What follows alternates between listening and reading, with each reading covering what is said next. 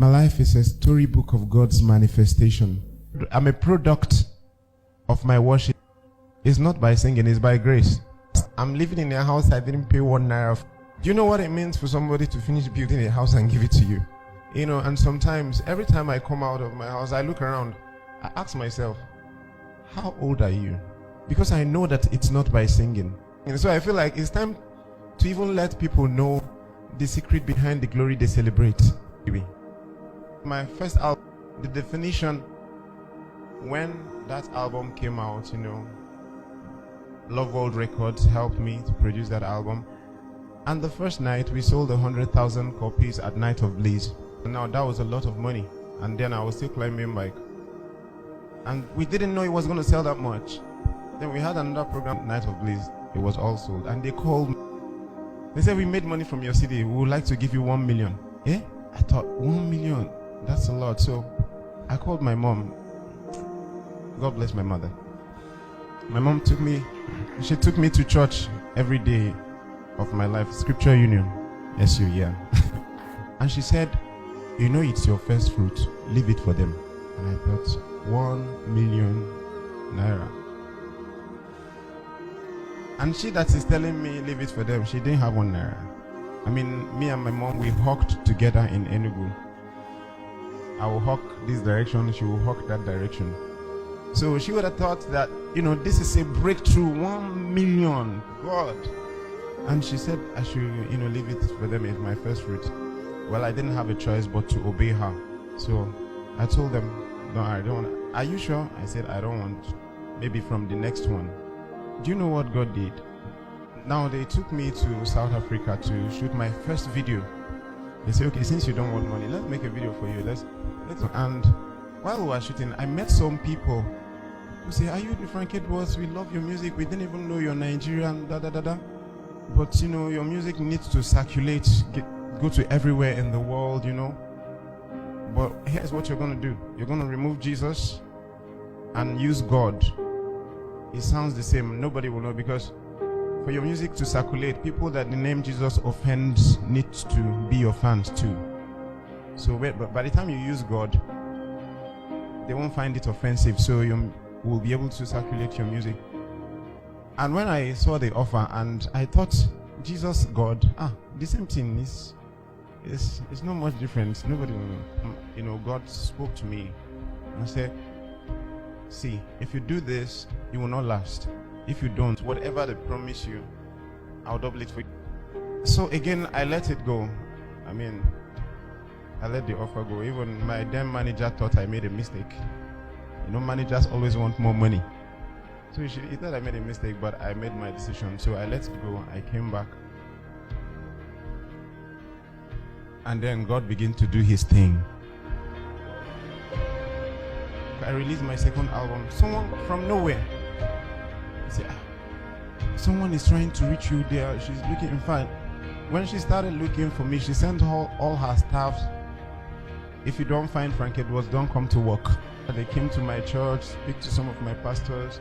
My pastors called me. Someone is looking for you. They gave her my number. She called me. And then she said, I've been listening to your music. And, you know, as I listen, God keep pushing me to do something for you. Do you want to come and see me in my office? I know you are big. I say, me? Big? Send the address first. Yeah. You know, she called all her staff, you know, members, took pictures with me. And then she said, nothing. I just want to bless you. I just want to bless you like God placed in my heart. And then she gave me an envelope. I said, thank you. You know, it looked big. It was on my way home that I opened the envelope. I opened it, so I called her. I said, Ma, the envelope you gave me. She said, what? I said, look what's inside.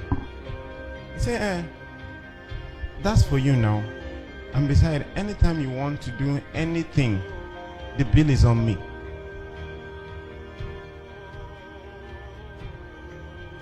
Okay, then now I have $10,000. I didn't do anything for you. I didn't sing nothing. I said thank you. I went home. I removed my tithe and my seed. That's very important as well. The upper week, they say someone is looking for you. I gave the person my number. I played your music, it blesses so much, and God places in my heart to bless you. Can you come to my house? I went there, the same story. You know, God does not make empty promises, and He knows how to cause the chain reaction. You know, then the upper week,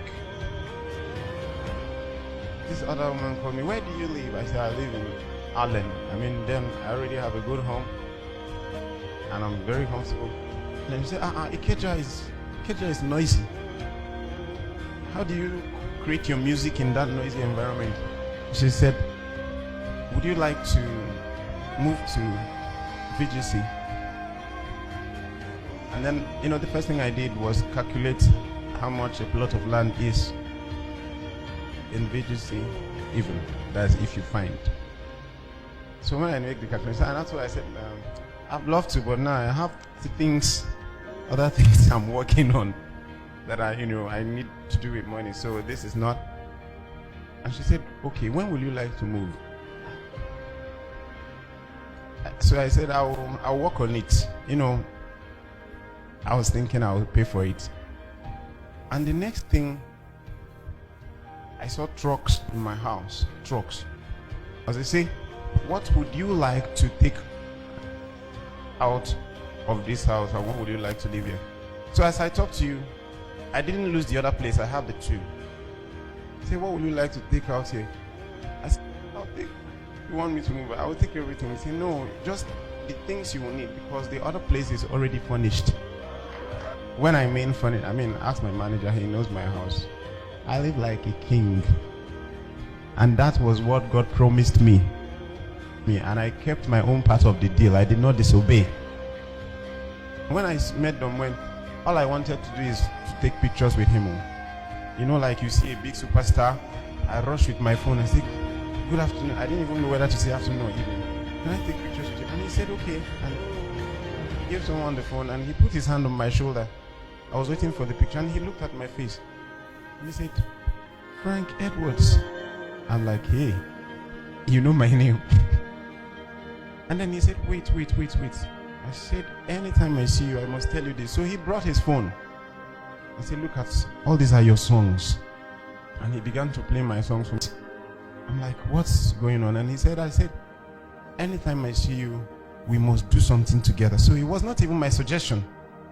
It was not my suggestion. I did not beg for it. If you ask me to even beg for it, I don't know how to reach Domwen. I don't have his number. I don't know how to write. I don't know. But you see, God keeps to his promises. And then I'm saying to him, okay, sir. He said, we'll record together. I say, sir, if you invite me so that I can go to the embassy, I don't have a visa. And he said, I thought you have a studio. I said, yes. He said, I will come to your house. I thought it was a joke. The day he promised, he came. And he was with me from 8 a.m. to 9 p.m. He didn't rush. I just didn't understand what was going on. And then he said, okay, for this story to be complete, we'll have to record in my house too. We have to record in Nashville too. And I didn't have a visa. Now, because now I know people, like big people. So I called all the people and I said, I want to go to the embassy and I don't want to have difficulties. This governor spoke to this person spoke to this person. So they finally got someone to take me to Consular General's office at the American embassy. Yeah. So they took me in. I was sitting face to face with the consular. And I've been to that place before. They rejected me visa. And I'm asking myself, wait, Frank, you entered here, you didn't queue. And then we had to say, what's the matter? I said, I brought my brother here. He came before, they rejected him visa. So now he wants to apply again, but we don't want the same program. The consular asked me, what was the issue the last time? I said, I don't know. They just refused me. I don't know what happened. He now said, okay, no problem. Apply again. That's bringing me to say, when God is doing his thing, he doesn't want any man to take the glory. So I'm sure God felt, because so now you're feeling like you now know people. I applied. I went, they refused me. And now I'm thinking, if you have a meeting with Consular General and they refuse you visa, what else do you want to do?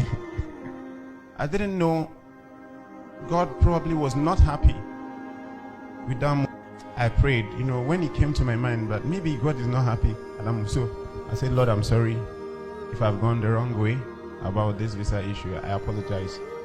And then as I prayed that prayer and stood myself, I had a confirmation to go back again. This time I didn't tell anybody. I didn't tell nobody. I just paid for the visa application, applied again, just picked my passport, and I went there. All the embassy staffs from the entrance, hey, Frank Edwards, we love your music. Frank Edwards, we love your music. Even inside the interview hall, just someone still telling me, Frank Edwards, I said, this thing you're telling me, tell Oyibo now. I'm not the one. This Oyibo that will give you, tell him that you know me, So they say, go to counter 10. And my heart started beating again. I didn't know that God has gone ahead. And here I'm standing before this lady. At one glance, she just started smiling. I don't know why. So I came close. She said, how are you? I said, I'm fine. And she said, I love your music. That was the end. She said, you were amazing at the experience. And I left, then a few days later, I collected my visa. And that's how I got to the visa.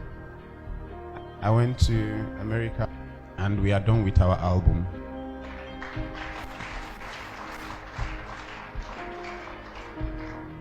You will hear the men speak Igbo for the first time. Yeah. And this is the first African collaboration with Domwen or any, Integrity Music. They've never done it before. And, God even opened, while I was in America, God opened doors. Domwen said to me, what can we do for the upcoming African artists? We discovered that we have so much talent, but they lack the right exposure. They lack the right exposure, the right sound to their music. And then he thought, okay, he was the last president of Integrity Music. And I have my own record label, which God helped me to build. So he said, since you already have Rocktown and I have my own, to help the African artists, let's open another company together. I'll be the president, you'll be the vice president. And I thought that's cool, vice president. So now the story is from hawking in the street to being the vice president of the biggest record label in Africa.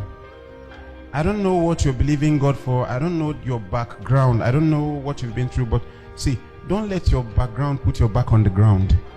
It doesn't matter what you have done. It doesn't matter who gave birth to you. It doesn't matter they say in your family they don't marry. In your family this, in your family that. Tell them this is me. He who is in Christ is a new creation. All things has passed away. Everything has become new.